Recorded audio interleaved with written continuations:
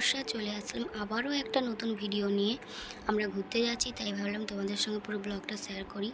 ভালো লাগলে অবশ্যই লাইক, কমেন্ট অ্যান্ড সাবস্ক্রাইব করতে কিন্তু ভুলবে না। তাহলে চলো, আমি রেডি হয়ে গেছিলাম এয়ারপোর্টের উদ্দেশ্যে। এয়ারপোর্ট যাবো বলে আমাদের হলদিয়া থেকে কলকাতা এয়ারপোর্ট মিনিমাম 1-2 ঘন্টার মতো রাস্তা। আমরা গাড়ি করে চলে গিয়েছিলাম কলকাতা এয়ারপোর্টে। ফার্স্ট টাইমই আমি কলকাতা এয়ারপোর্টে গিয়েছিলাম। আর কলকাতা এয়ারপোর্ট থেকে আমাদের ফ্লাইট ছিল দিল্লিতে। আমরা দিল্লি যাচ্ছি, আরও অনেক নতুন নতুন ভিডিও আসবে। প্লিজ চ্যানেলটাকে সাবস্ক্রাইব করতে কিন্তু তোমরা ভুলবে না। আমরা এয়ারপোর্টে চলে এসেছি। এয়ারপোর্টের অনেক কিছু প্রসেসিং আছে, চলো তাই তোমাদের সঙ্গে শেয়ার করি। আমরা গাড়ি থেকে নেমে প্রথমেই আমরা খুঁজছিলাম যে আমাদের বোর্ডিং পাসটা কোথা থেকে নেওয়া যায়। তাই আমরা পেয়ে গেছিলাম কোথা থেকে বোর্ডিং পাস নেব। তাহলে চলো বোর্ডিং পাসটা আমরা তাহলে কেটে নিই, তারপরে তোমাদের সঙ্গে আবার আসছি। আমরা বোর্ডিং পাস কেটে নিয়ে সিকিউরিটি চেকিং করে এয়ারপোর্টের ভিতরে আমরা চলে এলাম। ভিতরে এয়ারপোর্টটা খুবই সুন্দর ছিল, ফার্স্ট টাইম গিয়েছিলাম। তারপরে আমরা দেখছিলাম প্লেনের টাইমিংটা, কটার দিকে প্লেনটা ছাড়বে। তারপরে দেখলাম এয়ারপোর্টটা খুবই সুন্দর ছিল, ভালো করে ঘুরে দেখলাম। তারপরে আমাদের লাগেজ নিয়ে নিল চেকিং করার জন্য। আমাদেরও সিকিউরিটি চেকিং করে আমরা ভিতরে চলে এলাম।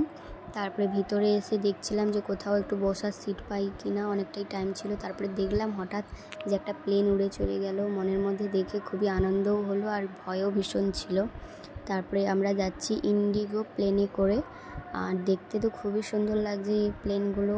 এই প্লেনটা যেমন কোথাও হয়তো যাবে, তার লাইনে সে তার আসছিল, তাই ভাবলাম যে তোমাদের সঙ্গে একটু শেয়ার করব, ভিডিও করে নিলাম। খুবই সুন্দর ছিল এয়ারপোর্টটা। তারপরে আমরা চলে যাচ্ছি আমাদের প্লেনে উদ্দেশ্যে। আমরা টিকিটটা চেক করে নিলাম, দিয়ে যাচ্ছি। ভীষণ লম্বা একটা ছিল, 2-3 বার ঘুরে ঘুরে গেলাম। আমরা প্লেনে উঠবো বলে একটু মনের মধ্যে তো ভীষণ ভয় ছিল, ভীষণ এক্সাইটমেন্টও ছিল। তারপরে ওই দেখা যাচ্ছে ইন্ডিগো প্লেন একটা, ওই প্লেনটাই। তাহলে চলো, তোমাদের যদি ভালো লাগে এই ভিডিওটা লাইক, কমেন্ট, শেয়ার, সাবস্ক্রাইব করতে কিন্তু ভুলবে না। এখানে দেখছিলাম যে লাগেজগুলো কিভাবে প্লেনের মধ্যে ওরা নিয়ে যায়, লাগেজগুলো ওরা প্লেনের মধ্যে তুলছিল। তারপরে চলে এসেছিলাম আমরা। তারপরে আমাদের টিকিট এখানেও আরেকবার চেকিং হলো, সাইন করে দিল, দিয়ে আমরা তারপরে প্লেনের মধ্যে যাচ্ছিলাম। এইখানে মনে হয় এয়ার হোস্টেসরা দাঁড়িয়েছিল। ভীষণ আনন্দও লাগছিল, ভয়ও লাগছিল। তাই দেখলাম সিটগুলো অনেকগুলো, এপাশে 3টে এপাশে 3টে করে ছিল। তারপরে সিটে আমাদের উইন্ডো সিট ছিল। তারপরে আমরা সিটে বসে গেলাম আমাদের। তারপরে আমাদের জানলার সাইডেই আমাদের হচ্ছে যে সিট ছিল। তাই প্লেনটা যখন উঠছিল মনের মধ্যে ভীষণ ভয় ছিল।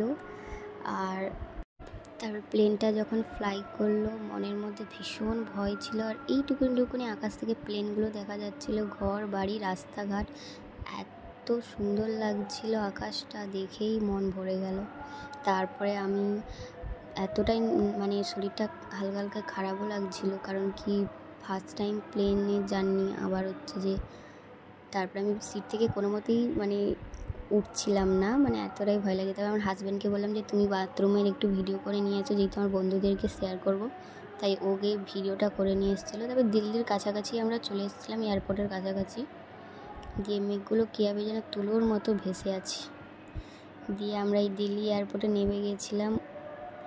আর হচ্ছে যে তারপরে আমাদের লাগেজটা নিতে হবে বলে আমরা লাগেজ কাউন্টারের দিকে চলে গিয়েছিলাম। দিয়ে লাগেজগুলো, আমাদের একটা লাগেজ অনেক দেরি করে এসেছিলো বলে আমাদের গাড়ি ধরতেও দেরি হয়ে গেছিলো। গিয়ে আমরা লাগেজগুলো, তাহলে অনেকক্ষণ পরে আমাদের লাগেজটা এলো। একটা লাগেজ চলে এসছে, আরও একটা লাগেজ আসার কথা ছিল। তাই আমাদের লাগেজ নিয়ে আমরা বেরিয়ে গেছিলাম, কারণ কি ফার্স্ট টাইম দিল্লি যাওয়াও, রাস্তাঘাটও ওখানে ঠিক মতন চেনা ছিল না। তারপর পৌঁছে আমরা একটা ট্যাক্সি বুক করে নিলাম আমাদের হোটেলের উদ্দেশ্যে যাওয়ার জন্যে। ওই দিক আবার একটা প্লেন উড়ে যাচ্ছিল। তারপর দিল্লিরও রাস্তাঘাট খুব সুন্দর ছিল। ওখানকার আমাদের যে ট্যাক্সি ড্রাইভারটা, উনিও আমাদের অনেকটাই হেল্প করেছিল হোটেল খোঁজার জন্যে। তাহলে দেখতে থাকো দিল্লির রাস্তাঘাট, এত সুন্দর পরিষ্কার পরিচ্ছন্ন। তাহলে চলো, আমরা একটা বড় ব্রিজ থেকে গিয়েছিলাম। এইখানটায় দেখে খুব সুন্দর লাগলো, একটা দেয়ালে এত সুন্দর পেন্টিং করা আছে, মনে হচ্ছে যেন কোনো চিড়িয়াখানায় চলে গেছিলাম।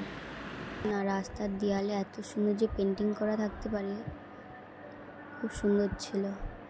তারপরে আমরা হোটেলে চলে এসেছিলাম, দিয়ে আমরা তারপরে তোমাদেরকে একটুখানি আমাদের দিল্লিতে 2 নাইট স্টে করব, তাই আমরা একটাই রুম নিয়েছিলাম। 2টো ফ্যামিলি গিয়েছিল, আমাদের বন্ধুর হাজব্যান্ড।